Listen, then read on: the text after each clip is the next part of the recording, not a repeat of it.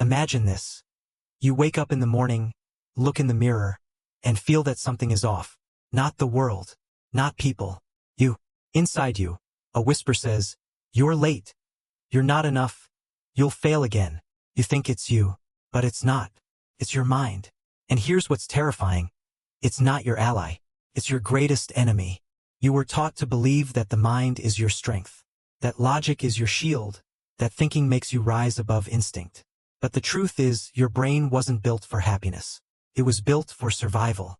It doesn't need you to be calm, it needs you to stay alert. It doesn't seek meaning but threat, not love but safety. And that's why every time you get close to something real, it triggers anxiety. The first trap, the instinct of fear. The mind sees danger even where there is growth.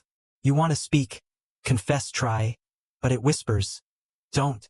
You'll embarrass yourself." It's not protecting you. It's protecting the old version of you, the one who knows pain but not freedom. And as long as you listen to that whisper, you live in a cage whose lock is made of your own thoughts. The second trap, the illusion of control. You think that if you can calculate, predict, understand everything, you'll be safe. But control is just another form of fear.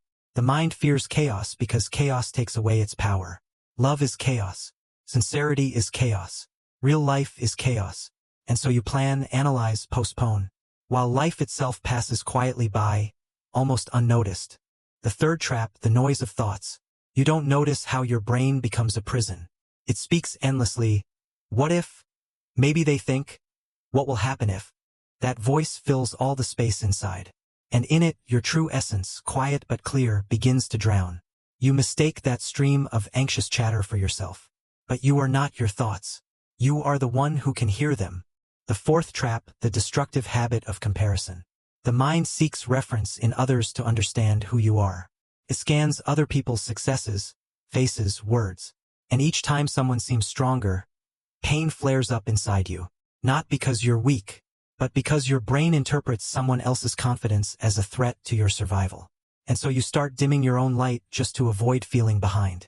The fifth trap, the self-deception of the mind. It knows how to pretend to be you. It speaks in your voice, uses your memories, your fears. But if you listen closely, there's no soul there. Only habits. Only algorithms. Psychology calls them cognitive distortions, but in truth, they're traps of perception. The brain doesn't seek truth. It seeks confirmation of what it already believes. You feel anxiety and think something's wrong with you. But anxiety isn't the enemy. It's simply a signal that the mind has lost balance. It's used to being in control. But now you're learning to observe. You don't fight your thoughts, you stop believing them. And in that moment, you feel silence for the first time. Silence, not as emptiness, but as space where choice appears. You realize your mind isn't a monster. It's just afraid. It did everything it could to protect you, even if it destroyed you in the process. And now your strength isn't in defeating it, but in seeing where it lies. You become the observer, not the prisoner. And in that lies freedom. From this moment, everything changes. You're no longer the victim of your own thoughts. You are the one who can stop the inner noise and see reality without filters. The mind is a tool, but only if it's in your hands. Psychology calls it awareness. Philosophy calls it awakening. And you simply call it truth. One phrase that remains. You don't have to defeat your mind. You just have to stop obeying it.